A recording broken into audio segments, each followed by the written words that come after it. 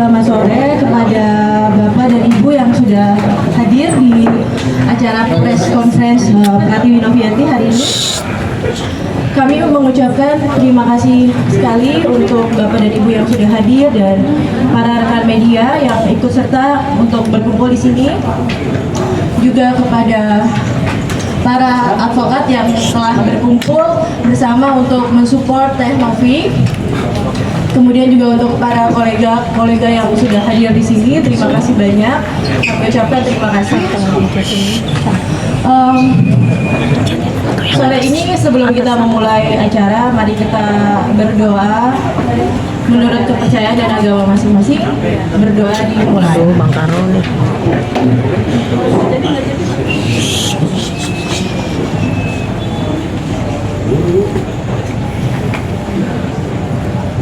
Berdoa selesai. Oke, teman-teman dari rekan-rekan media, hari ini hari Senin tanggal 28 Oktober 2024, saya sebagai moderator, saya Vio, di sini yang saya akan memandu kalian semua di 2 jam ke depan untuk mendengarkan klarifikasi dari rekan kita semua, Teh Novi, Pratiwi Novianti. Kemudian juga di sini ada Bapak Brian Kaneda selaku kuasa hukum dari Teh Novi dari Kaneda Partners. Kemudian juga ada 2 lawyer dari Kaneda Partners. Kemudian juga ada Bapak Gary selaku sekretaris dan bidang hukum dari Yayasan Teh Novi. Oke. Jadi sebenarnya gini, saya akan menjelaskan dulu tentang peraturan dari Q&A. Nanti kita akan ada sesi tanya jawab setelah adanya pemaparan. Jadi untuk sesi tanya jawab ini kami memohon untuk dilakukan secara tertib supaya tidak adanya keributan atau apapun ya di sini. Jadi nanti untuk para pers, wartawan atau rekan-rekan yang ingin bertanya, mohon untuk mengangkat tangannya terlebih dahulu, kemudian menyebutkan namanya dan asal dari mana medianya, seperti itu. Oke, langsung aja kita mulai untuk klarifikasinya dari Teh Novi. Waktu dan tempat dipersilakan. Assalamualaikum warahmatullahi wabarakatuh. Perkenalkan, nama saya Pratiwi Novianti. Saya adalah konten kreator sosial di Indonesia. Sebelumnya saya mengucapkan terima kasih banyak untuk teman-teman media yang sudah berkenan hadir di sini. Terima kasih juga untuk pengacara saya, om saya, yaitu Brian Kaneda Partners. Terima kasih juga untuk seluruh pengacara yang sudah support saya. Saya ucapkan terima kasih banyak. Bismillah, saya ingin menjelaskan terkait kronologi atas perkara donasi Mas Agus Salim. Mohon maaf rekan-rekan pers semuanya. Di sebelah kiri di sini ada rentetan peristiwa yang termuat sedemikian rupa, terdapat capture dan lain sebagainya di sini. Akan tapi tentunya di sini kita hanya menyajikan saja untuk terkait yang detail dan lain sebagainya. Apabila memang tidak terlihat, mohon maaf, tapi nanti bisa kita jelaskan satu persatu. Demikian. Silakan, Novi. Mari lanjutkan. Bismillah. Assalamualaikum. Kita mulai pada saat tanggal 5 September 2024. Saya mendapatkan DM dari keluarga Mas Agus, yaitu inisial W. Beliau meminta bantuan terhadap kami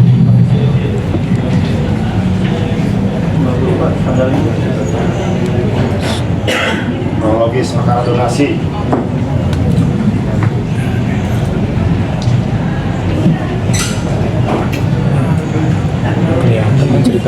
Bisa saya sambil lanjutkan ya.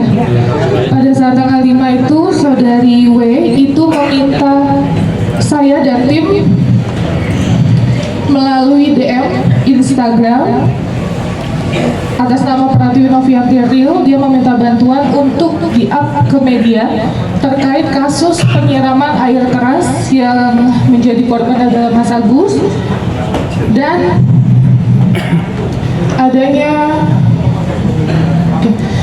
adanya permohonan juga agar dibantunya open donasi ke yayasan kami. Tanggal 6 September, Saudari W masih mengecek Instagram saya dan juga admin saya terkait kunjungan ke rumah Mas Agus itu belum terrealisasi, karena saya jujur masih banyak kegiatan pada saat tanggal tersebut untuk membantu ODGJ di luar kota, di luar daerah. Masih mengechat sampai saya datang itu di tanggal 12 September 2024.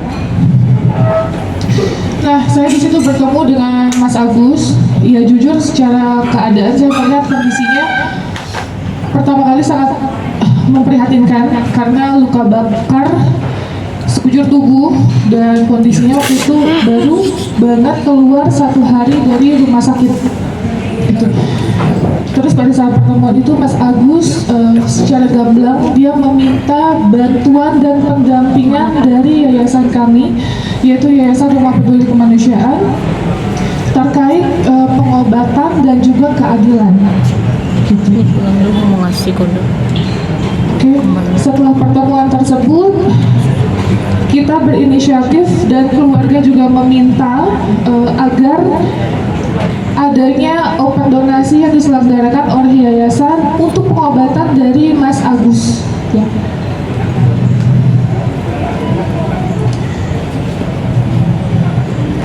Oke, karena waktu itu posisinya kita pulang dari rumah Mas Agus itu sudah larut malam. Saya tanggal 13 Septembernya melakukan open donasi di Instagram saya untuk pengobatan Mas Agus. Terus 13 September kita melakukan open donasi, dan pada saat tanggal 14 kita meng-up di YouTube saya gitu. Supaya apa? Supaya masyarakat bisa bantu lebih luas lagi, karena kondisi Mas Agus pada saat itu butuh sekali penanganan yang cepat untuk operasi matanya. Tuh. Dan tidak lupa juga SOP dan rules dari kami, yaitu terkait izin tayang. Jadi setiap saya selesai syuting, selesai wawancara, saya tidak lupa untuk meminta izin tayang oleh keluarganya. Jadi yang menandatangani adalah keluarga dari Mas Agus, yaitu Mbak W dan juga Mbak. Dan saya menyampaikan bahwa ini akan ditayangkan ke YouTube dan mereka pun tidak adanya masalah gitu. Mas. Izin saya lanjutkan ya. Ini masuk di tanggal 15. Jadi di tanggal 15 itu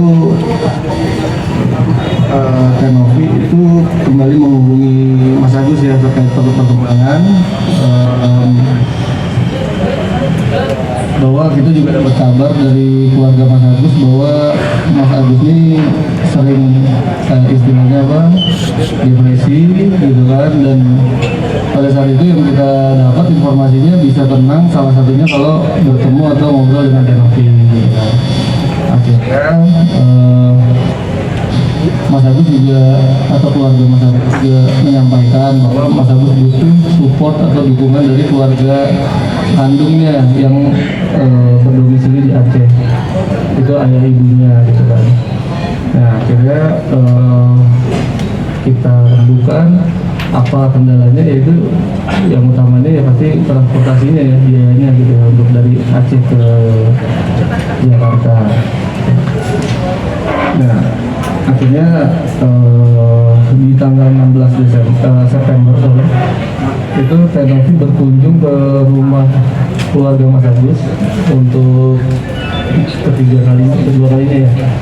kedua kalinya sekaligus penyerahan donasi yang memang sudah di open melalui tadi Tenovi sudah sampaikan di Instagram Tenovi selama 2 hari ya, itu terkumpul, teman-teman bisa lihat di slide, itu terkumpul 23 juta rupiah dan 12 juta rupiah, jadi totalnya 35 juta pada saat itu.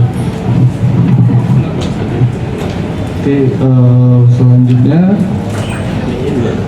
ya, jadi kita juga dapat info bahwa pada saat pengobatan pertama kali itu Mas Agus kan ditindak secara tindakan medis pertolongan pertama lah di RSUD Cengkareng. Namun keluarga juga bingung ya, karena salah satu alasan tadi menghubungi Tenovi karena kendala biaya. Sedangkan dari pengakuan atau cerita dari keluarga Mas Agus, keluarga pelaku yang menjanjikan untuk mengcover biaya pengobatan itu juga mungkin tidak terrealisasi ya, gitu kan. Nah akhirnya jam kesedah ini diinformasikan juga oleh mereka itu ada batas waktunya sekitar 14 hari, gitu kan. Akhirnya ya alhamdulillah setelah tayang di YouTube Tenovi untuk pertama kalinya, kita dapat kabar juga bahwa ada bantuan dari Pemdes atau Pemko ya di Purbalingga yang jadi Mas Agus ini memang orang tuanya asal dari Aceh, tapi untuk domisilinya itu di Purbalingga, KTP-nya domisili kampung istrinya gitu. Jadi saat kita mau urus BPJS awal di sini tuh memang kendala itu, tapi alhamdulillah berkat tayang di YouTube Tenovi itu dapat atensi mungkin dari Pemko atau Pemdes di sana dan diuruskan BPJS-nya sehingga mungkin selanjutnya bisa digunakan gitu ya. Oke, terlepas dari hal itu, Tenovi tetap mengupayakan pengobatan yang lebih maksimal, sehingga sempat ditanyakan ke beberapa pihak rumah sakit spesialis mata berapa sih kalau memang cangkok dan lain-lain gitu kan. Itu memang cukup besar ya, dapat informasinya sekitar hampir 1 miliar dan lain-lain. Maka dari itu Tenovi berinisiatif lah ke circle-nya, ke rekan-rekannya yang lain, youtuber lain. Salah satunya pada saat itu yang merespon adalah Bang Denny Simargo. Jadi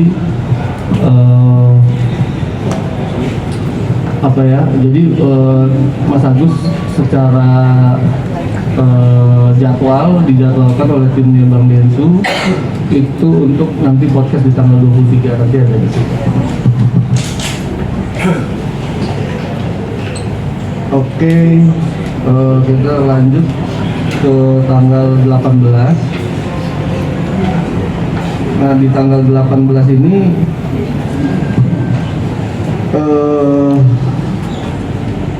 pihak Mas Agus ini sempat menceritakan lah ya dinamika proses pengobatan selama menggunakan layanan fasilitas BPJS.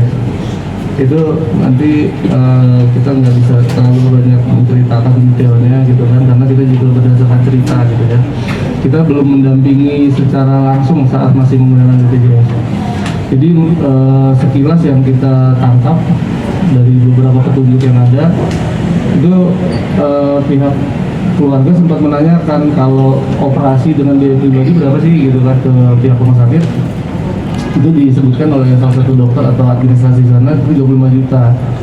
Sedangkan uang donasi yang memang mereka pegang dari hasil pengumpulan pertama dari Tenovi itu ya memang 35 juta. Jadi mungkin ya kita juga masih masuk akal lah, ya sudah kalau memang itu untuk pegangan tetap lanjut BPJS selama Mas Agus juga sanggup gitu ya untuk bersabar mengantri, karena layanan BPJS apalagi di RSCM yang istilahnya rumah sakit rujukan nasional itu antriannya cukup panjang gitu ya. Nah, selanjutnya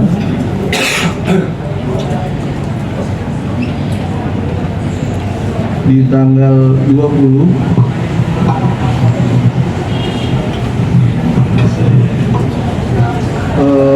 ya sama masih seputar BPJS gitu kan. Mungkin nanti teman-teman media nanti kita kasih rilisnya juga. Lalu sampailah kita di tanggal 23 September saat tim Tenovi secara di balik layar itu mengantarkan Mas Agus dan keluarga ke rumahnya Bang Densu, karena lokasi podcastnya Bang Densu kan di rumahnya ya, di Jakarta Barat. Nah di sini teman-teman bisa lihat bahwa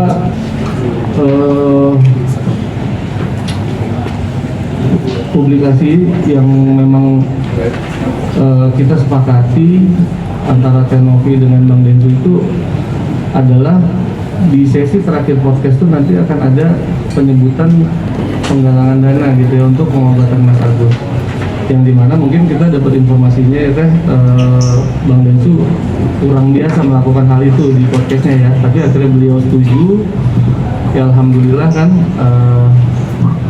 Nomor rekening donasinya dicantumkan, tapi di sini teman-teman rekan-rekan media bisa lihat saat kita komunikasi dengan Bang Densu itu memang Tenovi menyarankan itu rekening yayasan, tapi saat di lokasi karena memang Tenovi-nya nggak hadir dan tim yang mengantar juga nggak sampai dalam, menunggu di luar, itu menurut informasi yang kita terima dari timnya Bang Densu, dari pihak keluarga Mas Agus menginginkan rekening atas nama pribadi Mas Agus supaya cepat pengambilannya. Iya.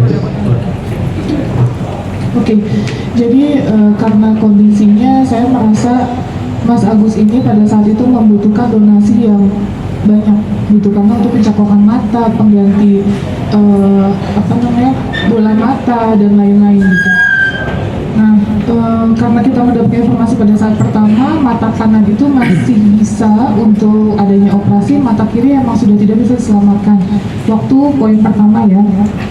Makanya saya ngehubungin Bang Denny Sumargo, Bunda Ashanti, Uya, permohonanlah agar dibantu mendapatkan perhatian yang lebih dari masyarakat.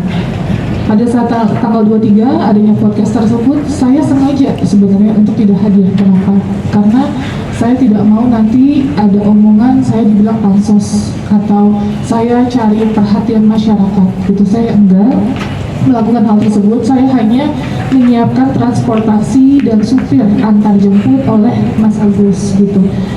Pada saat selesai podcast, Bang Denny Sumargo itu sempat ngechat saya, Nov, nanti dicantumkan ya nomor rekening yayasan. Baik Bang, Masya Allah, terima kasih banyak. Tapi ternyata, saya diserang. Tapi ternyata di balik itu semua, Mas Agus dan keluarga meminta agar donasi tersebut atas nama Mas Agus saja. Itu permintaan dari pihak keluarga, seperti itu. Dan kami pun tahu pada saat sudah ada tayangan di YouTube Bang Densu, gitu kita melihat oh yang dicantumkan rekening Mas Agus. Kita hanya bilang nanti minta tolong untuk transparansi agar kita bisa monitor semuanya. Itu saja. Itu.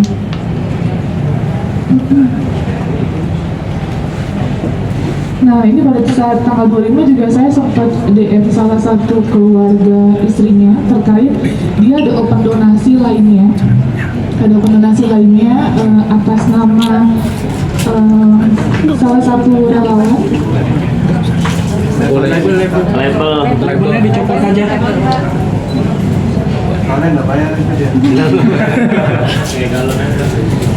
Jadi sempat ada penggalangan donasi di luar dari pengetahuan yayasan. Itu kita tahu karena dapat tag dari salah satu follower saya gitu. Saya sempat menanyakan, Mbak ini kok open donasi apa benar gitu, takutnya kan ada orang yang cari-cari kesempatan tapi mereka membenarkan bahwa mereka open donasi juga di tempat lain gitu. Dan kita sebenarnya tidak mempermasalahkan itu, walaupun ini open donasinya secara personal ya, bukan atas nama yayasan. Seperti itu. Terus kita lanjut tanggal 29 September 2024. Saya dihubungi salah satu keluarga, katanya ada yang mau ketemu Tenovi, katanya gitu, ketemu di rumah sakit, salah satu rumah sakit di Jakarta. Itu adalah staf ahli dari Kementerian Sosial, ya, atas nama Ibu Aini. Nah, saya kan menyambut balik siapapun ketika mau bertemu ya kenapa enggak gitu. Akhirnya kita kita bikin janji lah untuk ketemu di tanggal 3 bersama Ibu Aini juga. Saya juga sempat dikasih kontaknya langsung sama beliau. Kita sepakat untuk sama-sama melihat keadaannya Mas Agus seperti apa, dan kita mau mencari jalan keluar yang terbaik untuk kondisi Mas Agus gitu. Nah, tanggal 1 ini katanya Mas Agus diinformasikan dirawat di Rumah Sakit Polri Kramat Jati.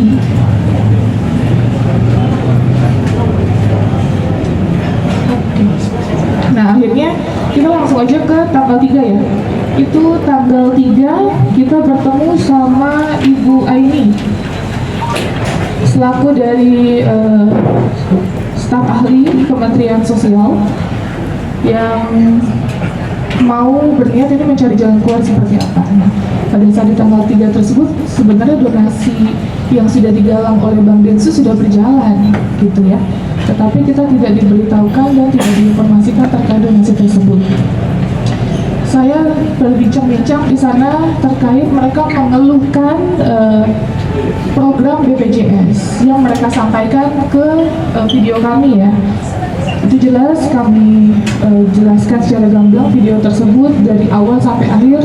Mereka keluhkan soal penanganan yang terlalu lama dan lain-lain. Nah, saya berpikir untuk mencari jalan keluar gimana nih supaya kita bisa membantu Mas Agus mendapatkan pengobatan dan action yang cepat gitu agar dapat penanganan yang terbaik di rumah sakit.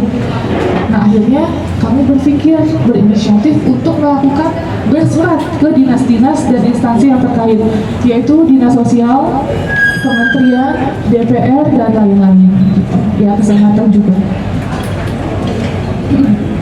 Nah, pada saat saya pulang, itu saya baru ingat pada saat di jalan, oh iya donasi sudah berapa ya terkumpul.